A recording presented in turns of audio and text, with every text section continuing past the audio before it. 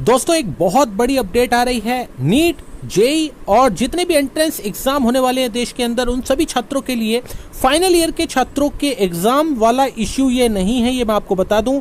JEE, NEET और जितने भी अदर एंट्रेंस एग्जाम है उसके लिए एक बहुत बड़ी अपडेट आई है। इस अपडेट के बाद सबसे पहले मैं आपको दो ट्वीट्स दिखाना चाहूंगा जो कि अलख आलोक श्रीवास्तव जी की तरफ से आया है। उन्होंने कहा है कि अब हम सुप्रीम कोर्ट का रुख नहीं करेंगे, हम वेट करेंगे। किस लिए कहा है वो मैं अभी आपको बताऊंगा। इसी के अलावा एडवोकेट अनुभा श्रीवास्तव जी की तरफ से भी यही सेम अपडेट है कि अब छात्रों से उन्होंने रिक्वेस्ट की है कि वो सुप्रीम कोर्ट का रुख ना करें जेई और नीट की परीक्षाओं को पोस्टपोन कराने के लिए। अब अपडेट क्या है वो सुनिए। सुब्रमण्यम स्वामी जी की तरफ से कड़े शब्दों में, जो कि बीजेपी के राज्यसभा मेंबर हैं, कड़े शब्दों में ये स्टेटमेंट आई है कि उन्होंने एजुकेशन मिनिस्टर श्री रमेश पोखरियाल जी से बात कर ली है और उन्होंने बात करके उनसे कहा है कि जेई और नीट की परीक्षाओं को दीपावली के बाद कराने का उन्होंने सजेशन दिया है।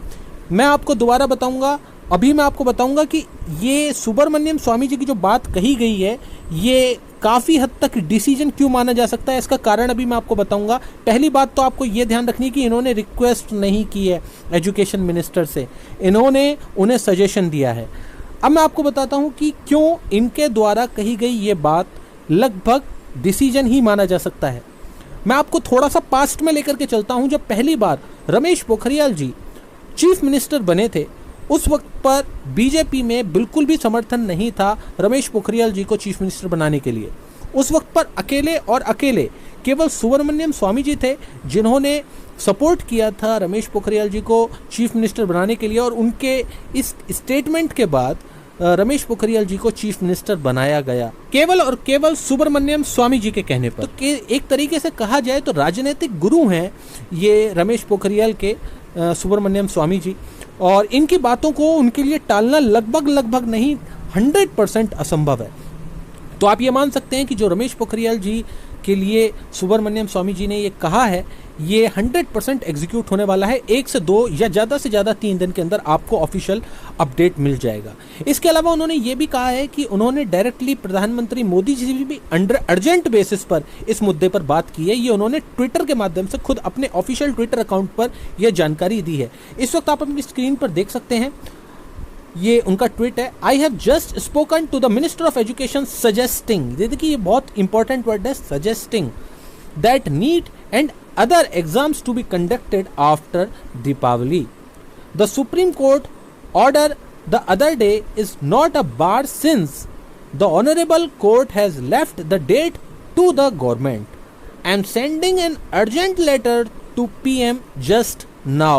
ये अभी से 37 मिनट पुरानी अपडेट है, और जो अलख आलोक श्रीवास्तव और अनुभा श्रीवास्तव जी की तरफ से जो ट्वीट आया है वो अभी से 7 से 8 मिनट पहले आया है।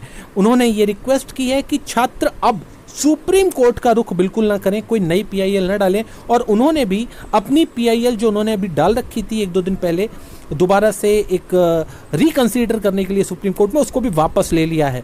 तो अभी ये एक इम्पॉर्टेंट अपडेट है सभी छात्रों के लिए, और मैं आपको बता रहा हूँ दोस्तों, आप बहुत जल्द, जितने भी छात्र हैं आप बहुत जल्द ये अपडेट देखने वाले हैं कि नीट और जेई की परीक्षाएं और बाकी सभी एंट्रेंस एग्जाम्स दिवाली के बाद शिफ्ट किए जाएंगे।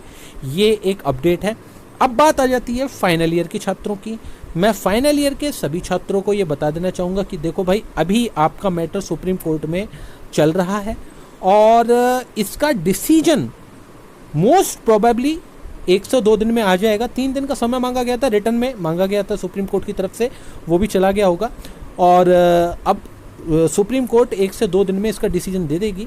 लेकिन छात्र अपने स्तर पर, फिर भी मीनवाइल छात्र अपने स्तर पर सुब्रमण्यम स्वामी जी को ट्विटर के माध्यम से अपनी रिक्वेस्ट ज़रूर रखें। अब किसी और से आपको रिक्वेस्ट करने की ज़रूरत नहीं है।